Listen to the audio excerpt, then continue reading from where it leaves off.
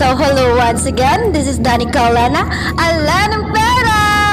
So welcome ulit sa part 2 nag-incentive trip namin. Nasa Vietnam na po kami.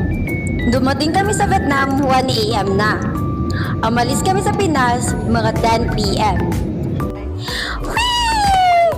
Welcome to Danang! Masaya kami lahat kasi safe ang flight namin. Pagkatapos namin mag-exchange money, umalis na kami sa Danang para pumunta sa tutuluyan namin at maghanap ng restaurant na bukas pa.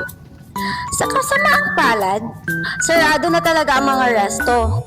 Buti na lang nakita namin si Kuya Ban Mi. Pagkatapos naming bumili, bumalik na kami sa hotel dahil gagala pa kami kinabukasan. Good morning, Hoyan! Nakaligo na ako. Ang hinihintay ko na lang ngayon ay ang mga kasama ko dahil kakain daw kami sa labas. Pagkatapos mag-prepare, naghanap kami ng makakainan. Nakakita rin kami sa wakas.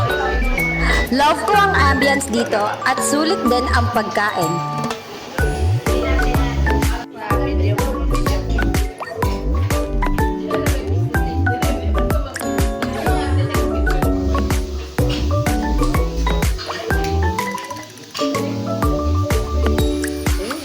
Bumalik ulit kami sa hotel para mag-prepare at maghintay sa Grab.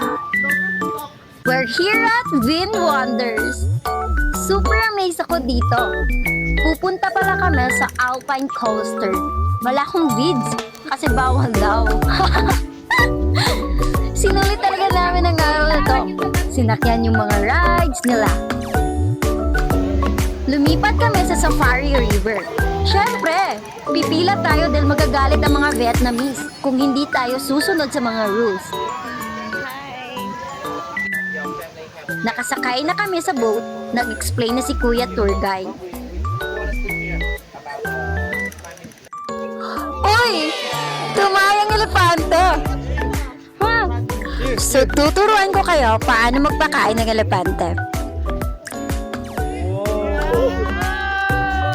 Mayroon din white tiger dito. Bear, flamingo, camel, zebra, rhino, kangaroo, giraffe, at iba pa. Umalis na kami sa Safari River dahil manananghalian na kami. Pagkatapos ng tanghalian, naglibot-libot din kami sa iba pang estasyon. Inaanyayahan ako ni Ate Sheila na pumunta raw kami sa Rainbow Slide. Last stop namin sa Vin Wonders ay ang musical water fountain amphitheater. So bumalik na kami sa hotel namin. Hindi naman namin napuntahan ang iba pang estasyon, pero talagang sobrang sulit ang araw namin dito. Thank you for watching! See you in part 3!